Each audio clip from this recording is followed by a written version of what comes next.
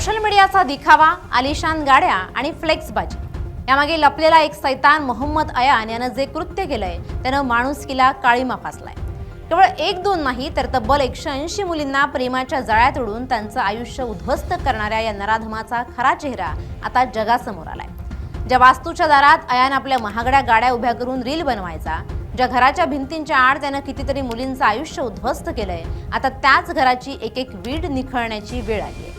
दरम्यान परतवाडा अचलपूर बंदची हाक देण्यात आली आहे। अमरावतीत आज बाजारपेठा बंद आहे। घटनेमुळे शहरात मोठा संताप आणि भीतीचं वातावरण आहे। आरोपींवर कठोर कारवाई व्हावी आणि पीडितांना न्याय मिळावा यासाठी हा बंद पुकारण्यात आलाय। अमरावती जिल्ह्यातलं परतवाडा सध्या भीतीच्या आणि संतापाच्या छायेत आहे। मोहम्मद अयान मोहम्मद तन्वीर या नावानं संपूर्ण जिल्हा हादरलाय। इंस्टाग्रामवर रील्स बनवणारा, महागड्या गाड्यांमधून फिरणारा हा तरुण प्रत्यक्षात एक सराईत गुन्हेगार निघाला। त्यानं सोशल मीडियाचा वापर करून अनेक तरुणींना आपल्या जाळ्यात ओढलं। धक्कादायक बाब म्हणजे त्याच्या मोबाईलमध्ये तब्बल 350 अश्लील व्हिडिओ सापडले। अयानच्या या कृत्यानंतर आता प्रशासनाचा मोर्चा त्याच्या घराकडे वळलाय। मिळालेल्या माहितीनुसार ज्या घरात बसून अयाननं हे पाप रचलं ते घर आता काही वेळातच जमीनदोस्त होणार आहे। मोहम्मद अयानच्या अटकेनंतर संपूर्ण जिल्ह्यातून एकच मागणी जोर धरत होती, अयानला फक्त जेल नको तर त्याचं हे पापाचं साम्राज्य मातीत मिळवा।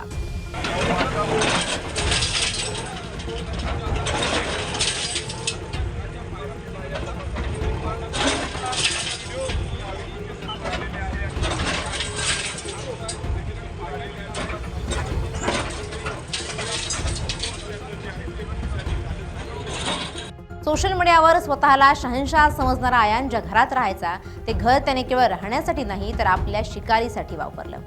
आलिशान इंटेरियर, चकाकणाऱ्या गाड्या आणि श्रीमंतीचा थाट दाखवून तो मुलींना याच घरात बोलवायचा।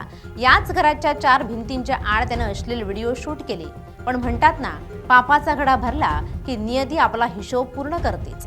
तन्वीरची आता चहूबाजूनं कोंडी होणार आहे। आज अचलपूर नगर परिषदेनं मोठी कारवाई करत त्याच्या राहत्या घरावर बुलडोजर चालवलाय।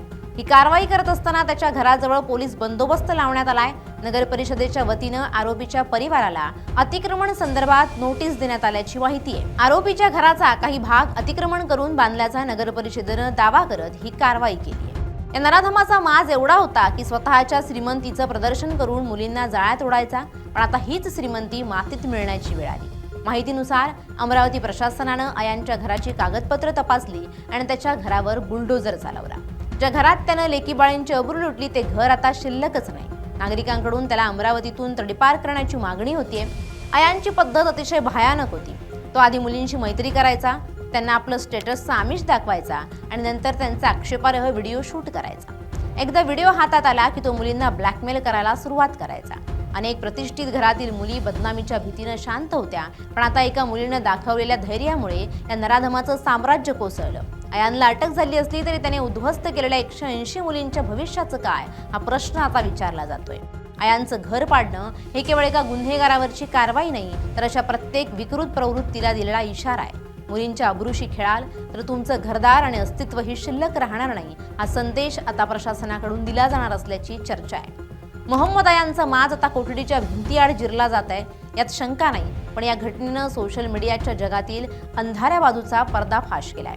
अयानच्या घरावर बुलडोजर चालल्याने अशा विकृत प्रवृत्तीच्या लोकांसाठी मोठा धडा ठरेल। पोलीस प्रशासनानं आवाहन केलंय की इतर पीडित मुलींनीही न घाबरता समोर यावं आणि त्यांची ओळख गुप्त ठेवली जाईल। अमरावतीतलं परतवाडा सध्या हादरलंय, कारण मोहम्मद अयाजकडून अनेक तरुणींचं शोषण आणि अश्लील व्हिडिओ व्हायरल झाल्यानंतर संतापाची लाट उसळली आहे। परतवाडा शहरात माणुसकीला काळीमा फासणारी एक अत्यंत धक्कादायक घटना समोर आली। मोहम्मद अयान तन्वीर नावाच्या नराधमानं अनेक तरुणींना प्रेमाच्या जाळ्यात ओढून त्याचं लैंगिक शोषण केलं, अश्लील व्हिडिओ बनवून ब्लॅकमेल देखील केलं। या घटनेचे पडसाद संपूर्ण जिल्ह्यात उमटतायत। आरोपीने अनेक कुटुंबांची अब्रू चव्हाट्यावर आणल्याने नागरिकांमध्ये तीव्र संताप व्यक्त केला जातोय। मिळालेल्या प्राथमिक माहितीनुसार मोहम्मद अयान हा गेल्या अनेक दिवसांपासून परतवाडा आणि परिसरातील तरुणींना लक्ष्य करत होता। गोड बोलून प्रेमाचं नाटक करून त्यानं अनेक मुलींशी जवळीक साधली। पीडित तरुणींचा विश्वास संपादन केल्यानंतर त्यानं त्याचं लैंगिक शोषण केलं आणि अत्यंत छुप्या पद्धतीनं या कृत्यांचे अश्लील व्हिडिओ चित्रित केले। हे व्हिडिओ सोशल मीडियावर व्हायरल करण्याची धमकी देऊन तो पीडित तरुणींना वारंवार ब्लॅकमेल करत होता। या भीतीपोटी अनेक मुली गप्प होत्या, मात्र नुकतंच या प्रकरणाशी संबंधित काही कथित अश्लील व्हिडिओ सोशल मीडियावर व्हायरल झाले आणि या सैतानाचा खरा चेहरा समोर आला। सोशल मीडियावर हे व्हिडिओ व्हायरल होताच परतवाडा शहरात तणावाचं वातावरण निर्माण झालं। आपल्या घरातील लेकीबाळी सुरक्षित नसल्याची भावना नागरिकांमध्ये निर्माण झाली। संतप्त नागरिकांनी आणि विविध संघटनांनी आरोपींची तात्काळ सखोल चौकशी करण्याची मागणी लावून धरली आणि या घटनेमुळे परिसरात जातीय तणाव निर्माण होऊ नये यासाठी पोलिसांचा मोठा फौजफाटा तैनात करण्यात आलाय। या प्रकरणातील सर्वात धक्कादायक बाब म्हणजे सुरुवातीला स्थानिकांनी तक्रार करूनही पोलिसांनी गुन्हा दाखल करण्यास टाळाटाळ केल्याचा आरोप होता। सुमारे 150 ते 180 महिलांना ब्लॅकमेल करत लैंगिक शोषण केल्याचा आरोप आहे। आतापर्यंत 10 ते 15 महिलांसोबत अश्लील व्हिडिओ तयार केल्याचं उघड झालंय। हे व्हिडिओ इंस्टाग्राम आणि टेलिग्राम सारख्या सोशल मीडिया प्लॅटफॉर्मवर व्हायरल झाले होते।